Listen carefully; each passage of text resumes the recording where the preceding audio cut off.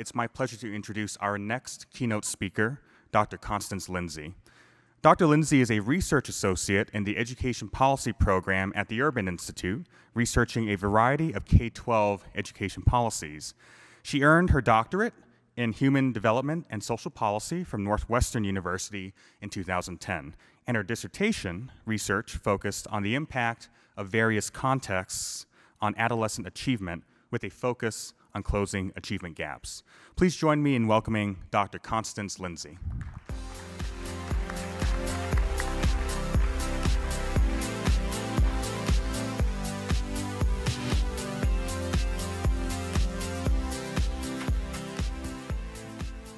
I'm a little shorty here, so hopefully you can see me over the platform.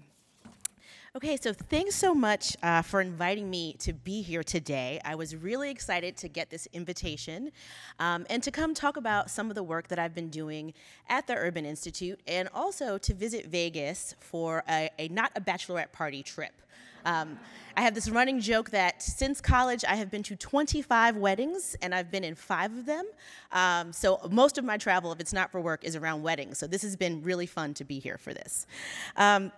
So as was mentioned, I am a research associate in the Education Policy Program at the Urban Institute. We are a think tank located in Washington, D.C., and I'm actually not supposed to say think tank. I'm supposed to say nonpartisan research organization. But it's a think tank. We play in the Think Tank Softball League, and we do a lot of thinking all day long. So I'd like to start off by kind of telling you a little bit about sort of what I've been up to since finishing doctoral study and how it's led me to a lot of the research around teacher diversity that I'm going to walk you through today. So I am relatively unique among academic researchers in that I've taken some detours in policy jobs early in my career. And in these jobs, I used my doctoral training to help policymakers make decisions using data. While still in graduate school at Northwestern, I worked part-time at Chicago Public Schools. They were doing a research study on the pilot of their new teacher evaluation program, designed partially using Charlotte Danielson's framework. And this was the particular teacher evaluation program that the teachers would eventually strike about in 2012. So that sort of opened my eyes to the work that could be done out there in the field, as opposed to sort of staying in the lab and working with canned data sets and studies. So when I was finishing my dissertation and I moved back home to Washington, D.C., which is where I'm from, born and raised. I worked in the Chancellor's Office of DC Public Schools. Right when Michelle Rhee quit and Kaya Henderson took over, my job was to put together the impact teacher evaluation system for special education teachers. And if you remember that time period, it was very controversial, very crazy. It's, to this day, one of the craziest jobs I've had. But again, I learned a lot. I've also provided some research assistance to the Virginia Department of Education around teacher pay for performance. But of all these experiences, one of the ones that was most impactful was when I worked on Race to the Top for the Delaware Department of Education.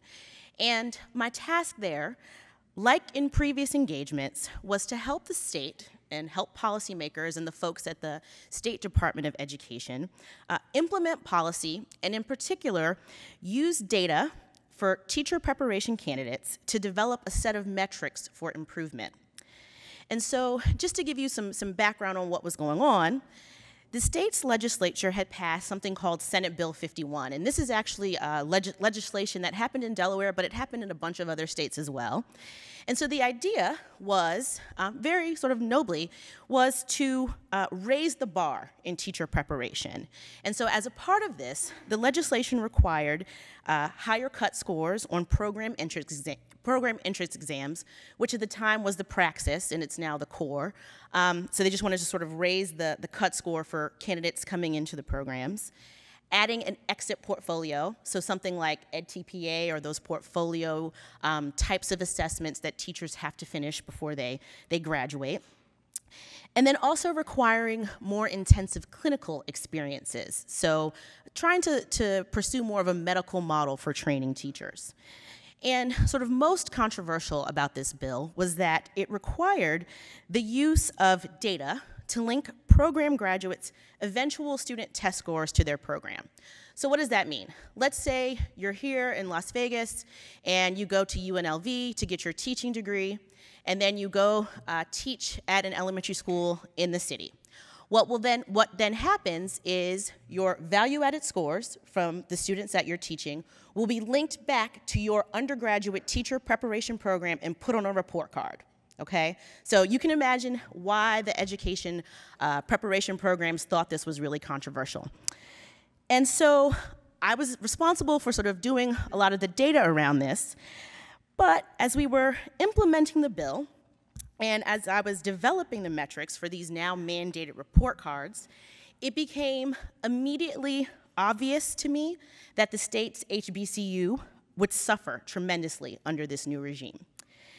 And this was particularly of concern to me because the state's HBCU, like most of our HBCUs across the country and minority-serving institutions, and I'll come back to this, was the primary source of teachers of color.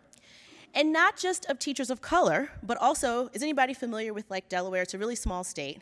It's long, it's shaped like this, right? So you have the more affluent northern area where the University of Delaware is. Then you have the less affluent, more rural area where Del State is, Delaware State, that's the state's HBCU. And so not only was Del State producing most of the teachers of color, it was also producing teachers of all shades who wanted to teach in their hometowns around Delaware.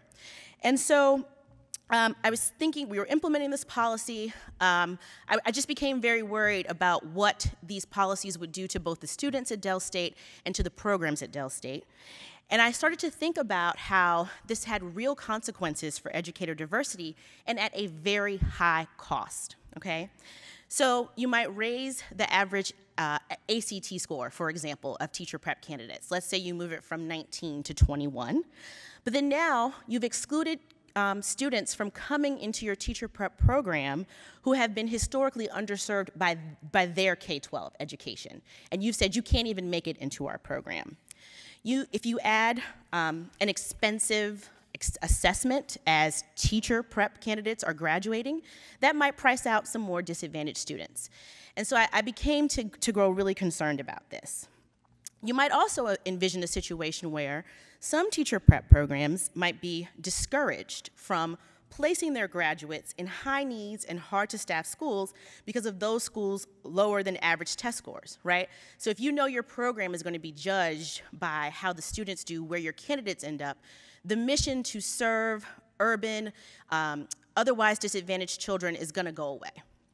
So the field of personnel psychology has thought about this a lot, and I'll come back to this, but it's called the diversity validity dilemma. And this is basically when you are trying to, all the things that we think predict performance, they themselves also exhibit achievement gaps. And so sometimes some of the things that we use to judge new candidates and to determine effectiveness in our workforce might unintentionally decrease diversity. So I started to think about these things and I became really concerned. And I started to think about the ways in which they worked in terms of the teaching profession. And so what's so interesting about education is that a lot of those metrics that we use are not necessarily related to eventual student achievement, right? So we don't have a lot of evidence around the efficacy of like the praxis as an entrance exam. It costs a lot of money, we require our students to do it, but it's not really related to eventual student outcomes. And so I started to think about the ways in which diverse educators make a difference. And so I'll go back for a second. So in these experiences, sort of working out in policy, sort of taking a detour from academia, I learned a couple of things. So one was that I needed to go back into research. We have many policymakers in the room. Policymakers don't really want to hear about your model and all the literature that you went through. They just want answers, and they want you to crunch the data very quickly, and that's not really what I saw myself doing. Although I do believe more researchers should work in policy earlier in their career rather than it being sort of an afterthought, because I think it's given me a lot of insight that's driven my research agenda thus far. And more importantly, I think often in education, our zeal to change things and impact students causes us to fly planes as we build them. So when I was in DCPS, they never did a pilot of the impact system for teachers. So you mean to tell me we're collecting the data, we're running the models, and then that somebody can get fired because of these models at the end of the year? That's not good. So this means that acting on the urgency of now might have unintended consequences that will take us many years to undo. And what's so interesting around this question of teacher diversity in particular is that we have a case study, right? We have a case study from Brown versus Board of Education.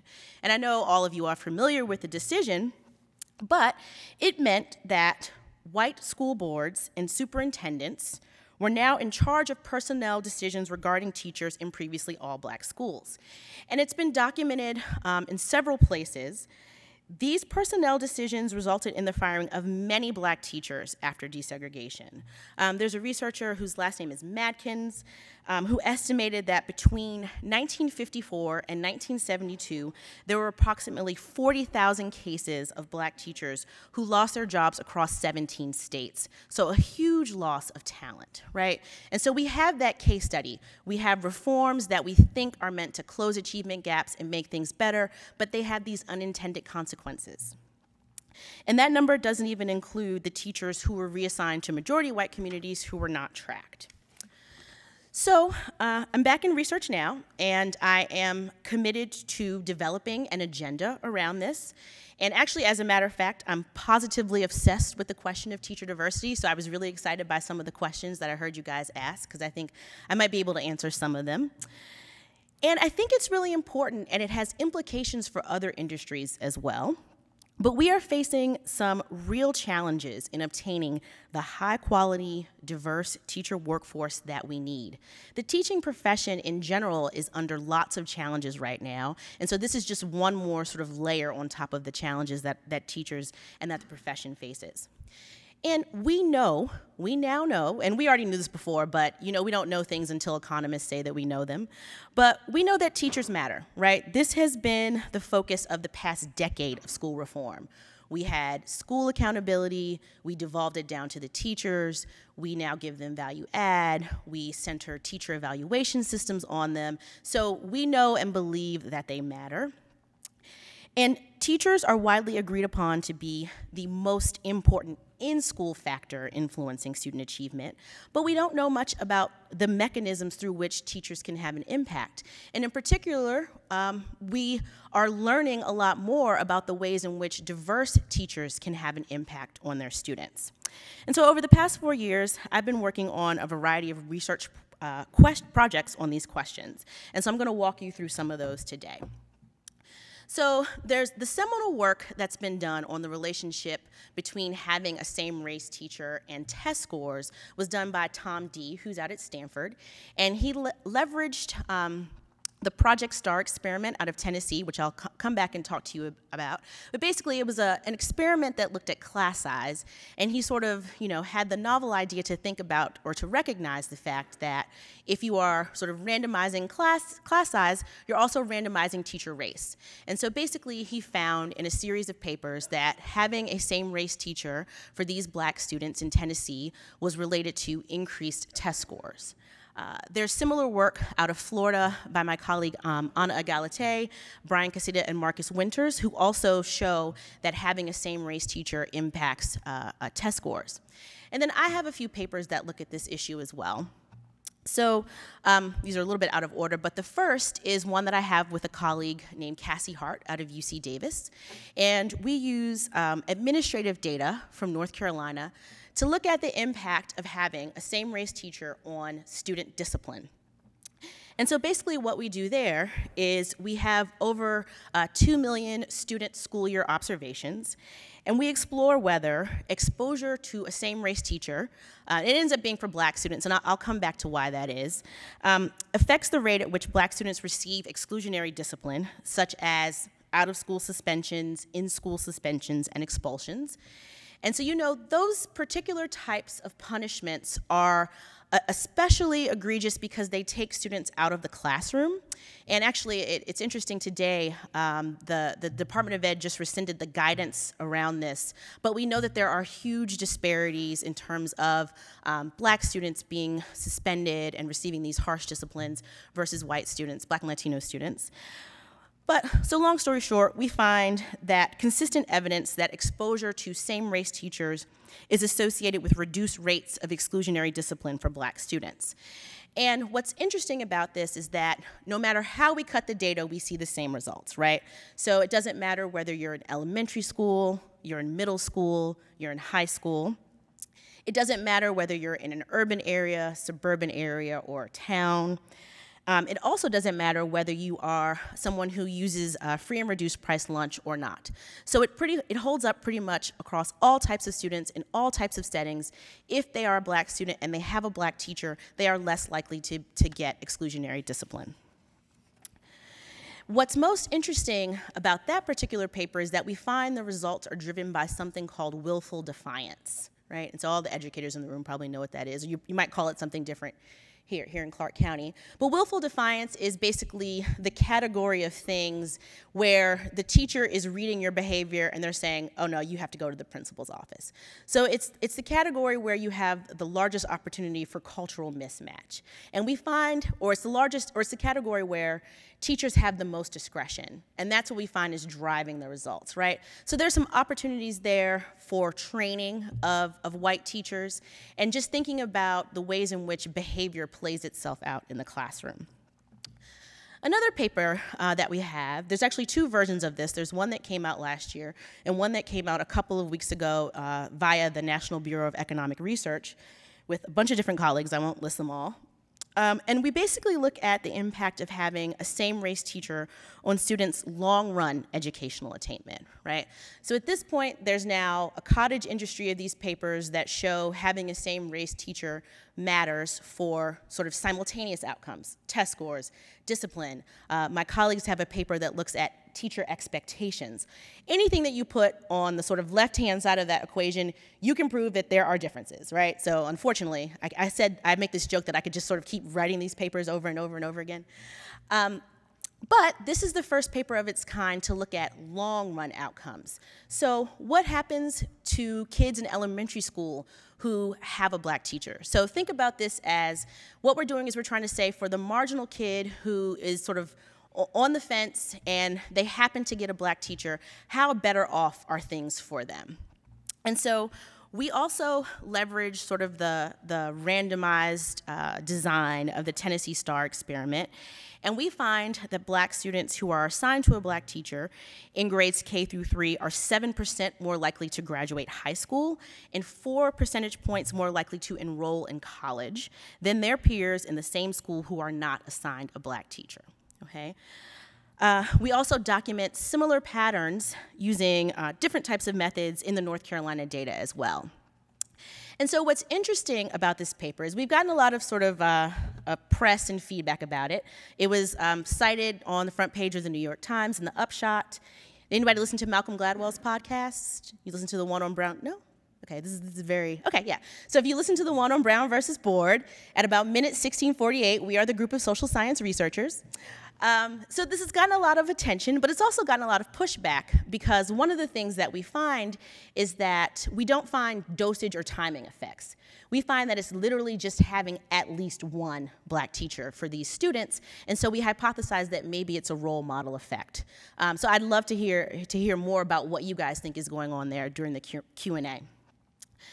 And so, but in particular, these results are driven by what we define as low-income Black males. So these are our students who are on free and reduced price lunch for the duration of their elementary school years. So you can think of those students as particularly disadvantaged. Most of them don't have a college-educated parent at home, and so maybe there's something about seeing a Black teacher that serves as a role model or that helps them to believe that college is an option.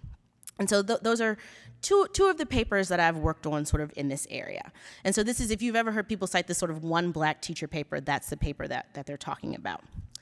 Okay, so we think that Black teachers matter. And I'll add here, there's definitely a hole in the literature with regard to Latinx teachers and students.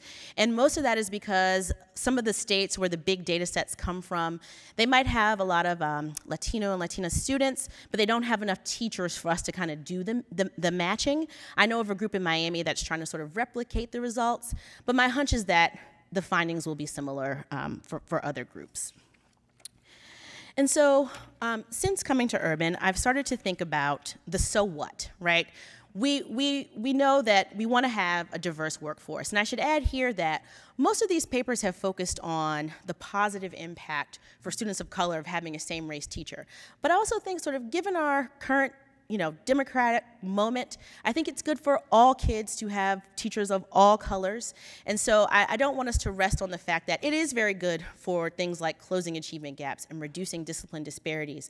But I think it's also good for all kids to be able to be exposed to teachers of all colors. And so we've been thinking about, okay, what can we do to address these questions?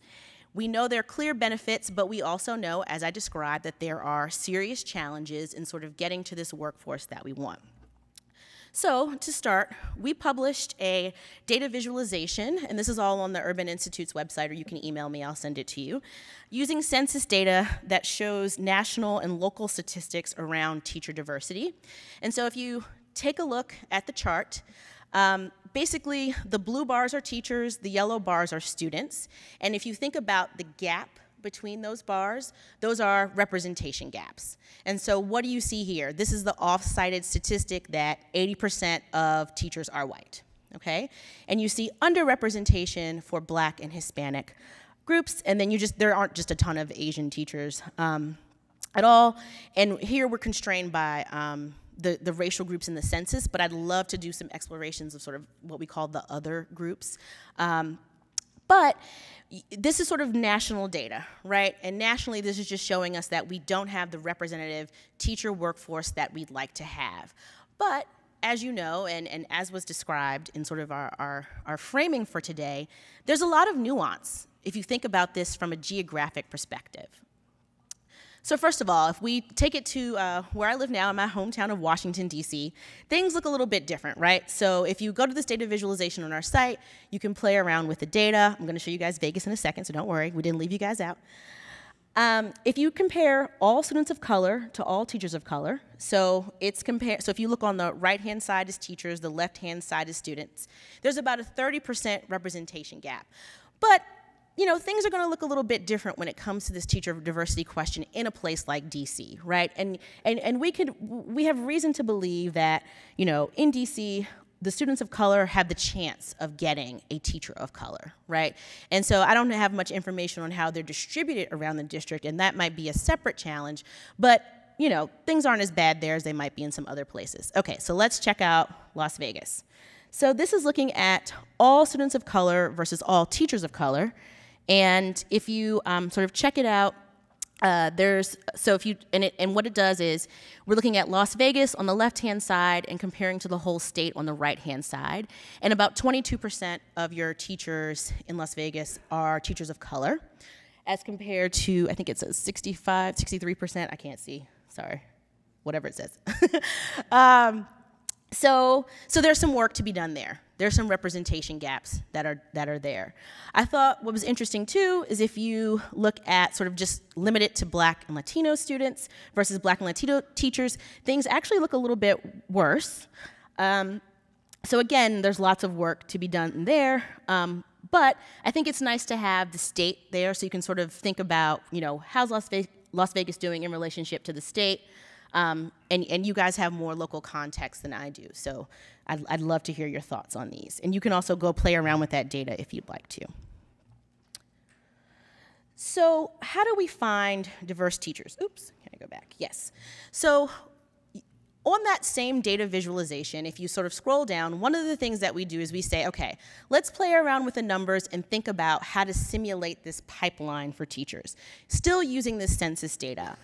And basically what we find is that a significant barrier to diversifying the teacher workforce is low numbers of diverse college graduates, right? And so that's why I said in many ways, this question is one that's just gonna face industries of all types. And I think Dr. Harper's slide was really nice in sort of showing us that, right?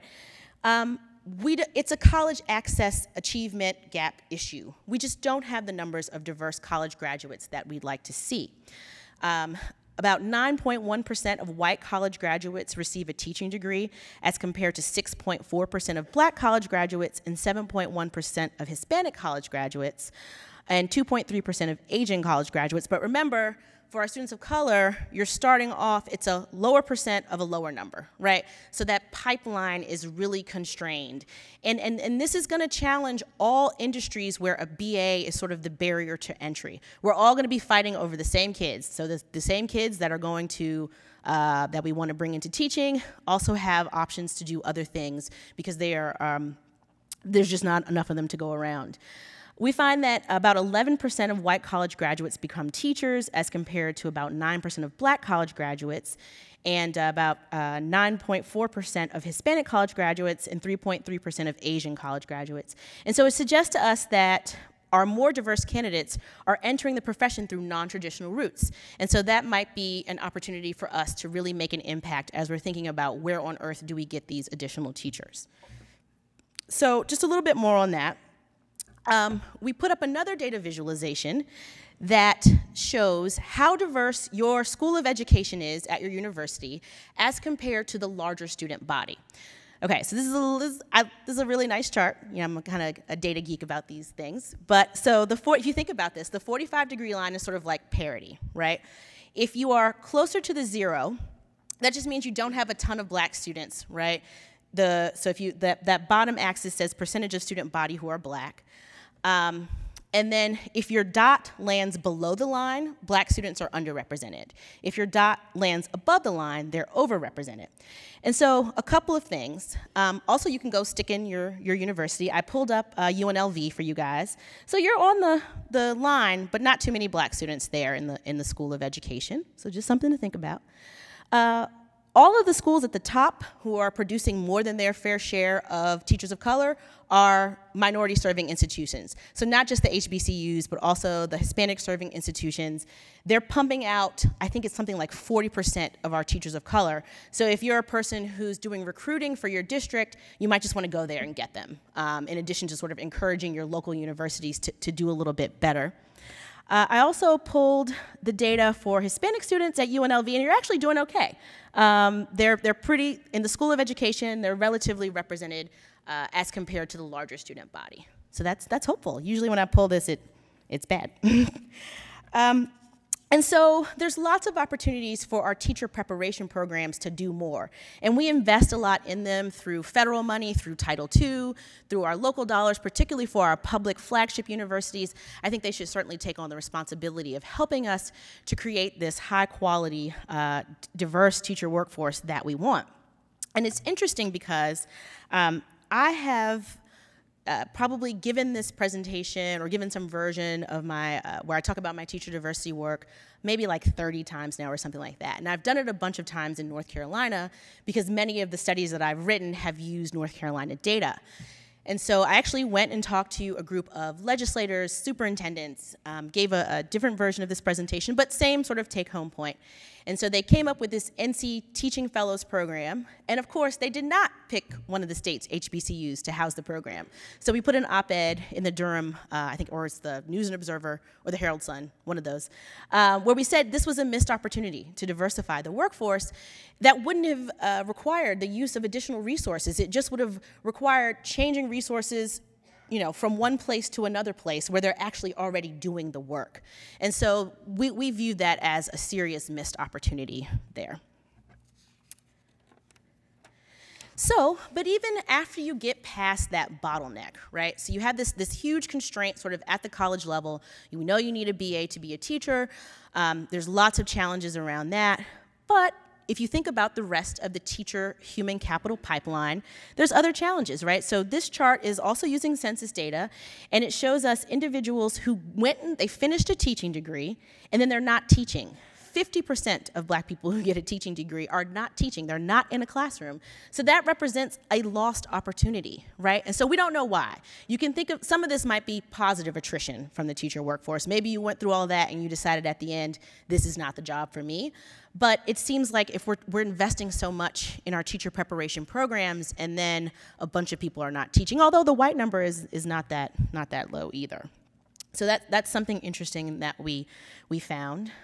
And to Dr. Harper's point about issues of retention and turnover, we find that the unemployment rate, even though unemployment rates for teachers are relatively low, we find that for black teachers is double that of white teachers. So there's evidence, there's a George Mason University study that actually shows that there are some biases in hiring. And so that kind of flips our supply, our usual supply explanation on its head. There are some teachers who have teaching degrees or who list their occupation as teacher in the census, and they are not working. And so, again, some of that might be, maybe it's best that you are not in the classroom, but maybe for some people that's a missed opportunity, or maybe we can find a better fit for them in another district or another setting. So I wanted to go back to this issue of thinking about credentialing and diversity. So we looked at data for early child care and education workers. And I think this is, again, a really interesting case study for us, right? Because we're at a point now where lots of different localities, districts, cities are thinking about pre-K for all. And as we're having this conversation about pre-K for all, because we know that we want all kids to have pre-K because of the famous studies like Perry Preschool, Abecedarian, et cetera, all of the work out of Oklahoma, one of the things that they're considering is making all early child care and education workers having some sort of credential, or even making them have bachelor's degrees, right? And so if you look at sort of the workforce, so this is an analogous chart to the one I showed you for the whole K-12 workforce. The ECCE workforce is a lot more racially representative than the K-12 workforce, okay?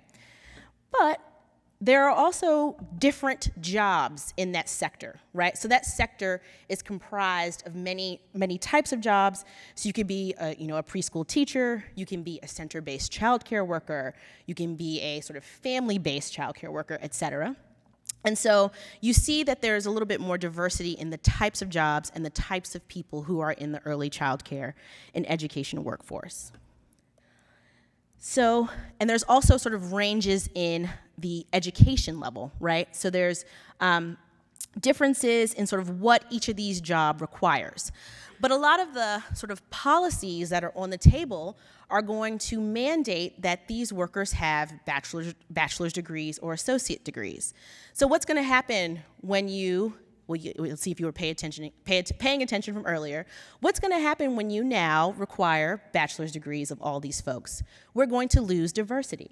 So before we do that, before we build the plane while we're flying it, we should think about maybe retraining the existing workforce, or think about what are the types of credentials that we want for particular types of jobs. What makes sense? Maybe it is the case that if you're in a classroom, you need that bachelor's degree. But perhaps if you're in a center, we could get you through with an associate's degree that trains you and gives you the skills that you need. So we pointed this out, and we brought this out because we wanted to sort of intervene before the policy is made, that then we have the repercussions, and then we come back in 5 years and we're bemoaning the fact that we don't have the diversity that we want to see.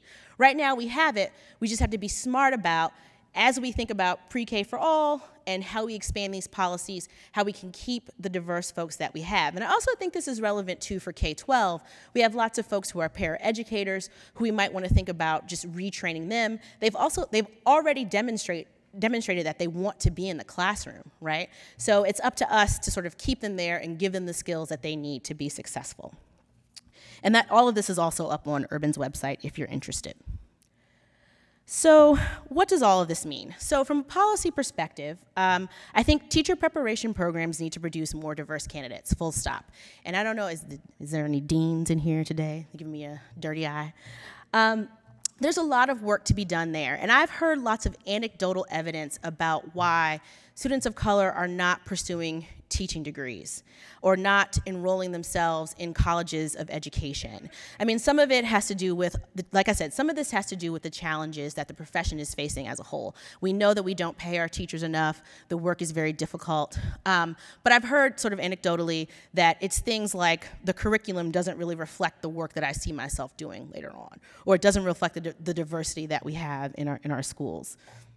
Another thing to think about is that diversity gaps vary geographically. And so we have to have the nuance and have the local context in mind when we are making these policies and decisions, and that these gaps are especially stark for Hispanic students in some states. And I found that very striking because most of my academic papers focus mostly on Black kids for the reasons I described earlier, but we're going to have a burgeoning Latinx population that's just not going to have the numbers of teachers that we need, and so we need to get in front of that right now. We need to focus on diverse teacher retention in the field. That's really important. We're going to go through all this effort to get them in the classroom, and then we lose them, right? So teacher retention for everybody is bad, and it's a huge issue, but it's something that is acutely felt amongst our teachers of color.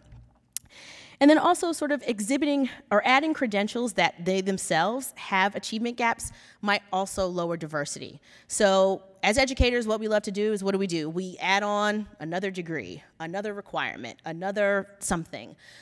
We need to worry about effectiveness, the folks who are actually doing the work. We don't necessarily need to add on more things that aren't related to how they'll perform in the job. So let's broaden this out a little bit and think about what we can learn for leadership. So, 1, decisions that seem good can have unintended consequences, okay? If you change one element in a system, it might change something else that's gonna undermine our goals, okay? So, you can think of lots of different examples of this in education, but we just don't want to, enact policies that we think will close achievement gaps, but that actually might make them worse in the end because we've lost our teachers of color. And I think it's also important, as I've sort of been alluding to throughout the talk, is to point out that these problems are not altogether unique to education, and so I think there's lots of opportunities for synergy. I actually spent a summer at RAND, which is another think tank, in Santa Monica when I was in grad school, and one of the things that I did was looking at the qualification tests for the Army. And they're really struggling because not only it has achievement gaps, but also lots of kids are graduating high school and they don't do well on this test. We also have issues around obesity and other things that are preventing the Army from hitting its recruitment goals. And so they're doing a lot of thinking around, sort of just, how can we get more folks to pass the test? But then also, are there other metrics of performance that we might use to sort of recruit folks into the Army? There's a lot of work in Silicon Valley that's been done. So again, these industries where you have these barriers to entry, such as a BA, in Silicon Valley, it's coding, things along those lines. Maybe it's that I don't really buy it that they can't find people who have the skills, but let's say that we bought that. That means you have to start earlier. You have to start in high school. You have to train people. You have to give people internships. You have to give people opportunities. It makes a difference if you don't have folks working on these products. As was stated earlier, if you think about it, like if I change my hair, my iPhone sometimes does not recognize me. That could have been an easy test they could have done if they had some more diverse folks at the table. It's supposed to be funny. And so data is important, but so is history. We had a case study in what happens when you do a reform in Brown versus Board. And then we did it all again in our sort of modern reform era. And we're losing Black teachers. I know of a study from Michigan where they've lost, it's something like 150% of Black teachers in the past 15 years. Because why? They've closed districts like Flint. A lot of the schools in Detroit have closed, and so those teachers have nowhere to go because it's going to be difficult for them to find jobs in the suburbs, right? So just something to think about. We already have case studies from history on many of these issues. It shouldn't have to take me going into my office and analyzing all these millions of different observations to find what we already know that we know, right? And then finally, I'll say that we are facing new challenges that require new ways of thinking. One of the things that I find, if I'm out at a dinner party or something in DC and I say I study education policy, everybody thinks they're an expert in education policy because they went to school, right? That's not the case. It's just not the case. Actually, I don't talk to people about sort of education at dinner parties because everybody has their own opinion, and when I was in school, this is the way I did it. Well, that's no longer relevant for anything that we have going on now today. It's not. You know, I have friends that are like, I don't know about Common Core, and I don't know about this, and I don't know. Well, okay, it doesn't matter because we didn't even have a calculator in our phone. We didn't have a phone. All kinds of things. So I tend to avoid those subjects, but I say that to say that the public school student body is now, they say majority minority, but you can't say minority because it's majority students of color. And so we have to rethink how we are staffing and thinking about getting this high quality diverse teacher workforce that we want. And it's truly a leadership question. So leaders of all stripes will have to figure this thing out. We know that not having this diverse workforce has real tangible impacts for students, but in many other industries, as I said. So I hope that today we can continue the discussion and find some synergies around how we can face these very challenging problems. Thank you.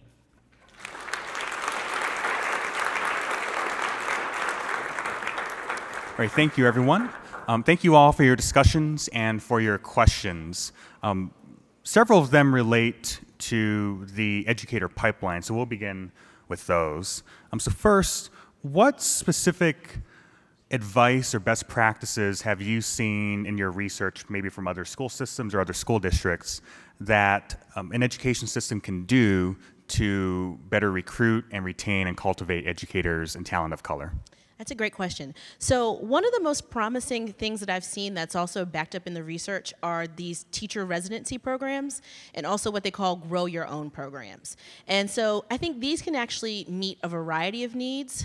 So with the grow your own programs, these are basically programs that's maybe sponsored by a district, maybe in conjunction with the local teacher prep organization, or maybe just sponsored by the district itself, where either you take people who have a BA but maybe not in education, and you give them residency experiences over the course of a couple of years. And what's been shown is that there's a bunch of those that are popping up around the country. There's one in DC called the Capital Teaching Residency. There's one called Urban Teachers. I know of one devoted to men of color in the Bay Area called Man the Bay. And so what happens for those programs is sort of you can fulfill the needs that you need for your own district. Those candidates tend to be more diverse, and they tend to stick around for a lot longer than some of the just other straight up alt routes. And so you're really cultivating people who have a connection to the district. And like I said, those can be really helpful. I've heard of there's a district in Georgia that had a need around special educators, and so they did a grow your own residency program around special educators, and they sort of committed to having a certain chunk of those folks be candidates of color. So I'm most excited about sort of the teacher residency alternative models that, you know, because that gives a local district the opportunity to develop, you know, the educators that it needs, and you know yourself the best. And on that point, you showed us some data about educators of color who have teaching credentials or have taught but are currently unemployed. And you mentioned one of the reasons might have to do, say, in Michigan with schools closing. Might there be other points in the data that might look at or point to other reasons why those educators are not teaching or not in education? Yeah, that's a great question. So some of the things that I've seen in the literature, but that I've also heard anecdotally, are focused on things like burnout. So one of the things that we know is that teachers of color are more likely to be staffed in the high needs and hard to staff schools and clustered there. And so you can imagine those are very difficult working conditions. And so I think there's two things that sort of follow along with that. So one thing you can do that's a really short-term thing is just look at the distribution of the teachers of color in your district. Think about where they're distributed. Are they all in 1 to 2 schools? Are they sort of shouldering all of the burden of places that might be a little bit more difficult to work? So maybe you can spread them around. So I think it has a lot to do with sort of working conditions, burnout, things along those lines. And then on that point, what have you seen in terms of school systems working to retain educators of color, perhaps in low-performing schools, when they are sought after in other education roles like administration or going into other district positions? Yeah, that's a great question. So I think there's two things that I've seen. So one is just straight up the use of money and retention and things along those lines. So if you're familiar with DC system at all, if you are what they call a highly effective teacher who chooses to work in a high needs, hard to staff school in a particular subject, you can make up to $120,000 per year, right? So it's just a case that money talks. And that's from like a policy perspective. Other things I've heard of, though, are sort of affinity groups. One of the ones I've heard of is called Profound Gentlemen out of Charlotte. And basically they offer sort of an out-of-work environment for men of color teachers to get together and talk about some of the challenges that they're facing. And I know that they're trying to expand their model. And I think groups like that could do a lot if they got support from the districts where they're located, and sort of formal opportunities for those groups to just offer places of support for diverse teachers. And what about any examples you're seeing of what school systems are doing to support professionals who are either in education but not in teaching, but might be interested in going into teaching? Perhaps there's different route under alternative routes to licensure. Are there any programs that would that you've seen that can bring in candidates who are in the education workforce but not teaching, but put them into teaching roles? Yeah, I actually haven't seen a ton of that. I guess I would refer back to those residencies that I described, basically because that allows sort of any kind of professional to get skills, sort of get skills as they are working, and it also allows them to get paid as they're training. So that's why I think those particular types of programs are really promising.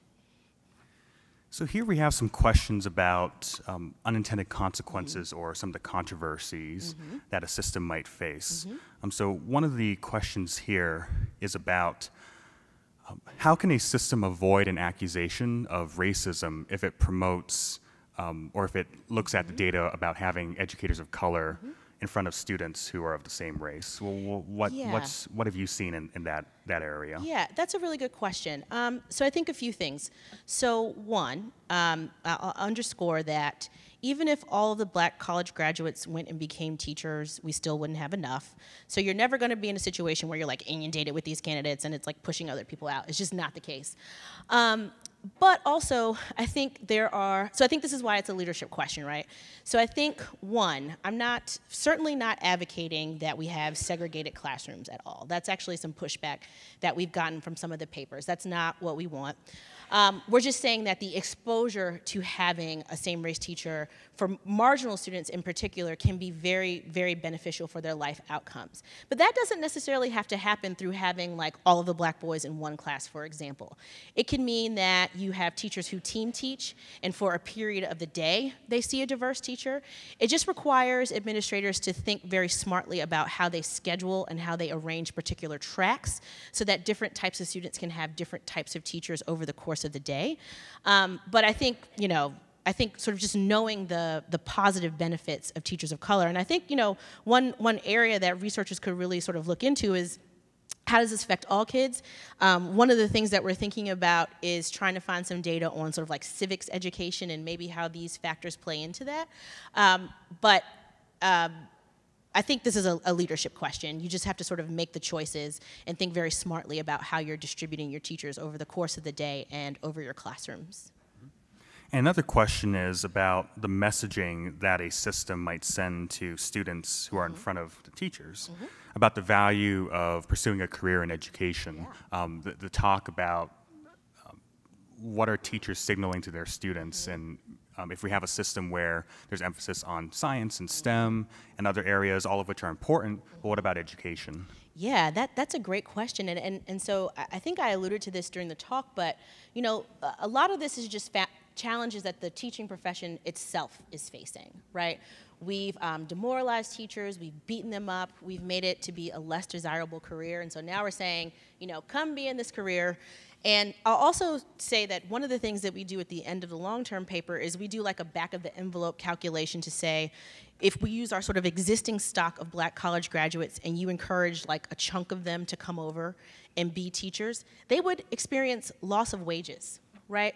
And so we have some hard questions to ask ourselves about how much we're paying our teachers, how professional, their professionalization, how we're treating them. And so I think it's a larger conversation, but it's just felt more acute amongst teachers of color, or more acutely.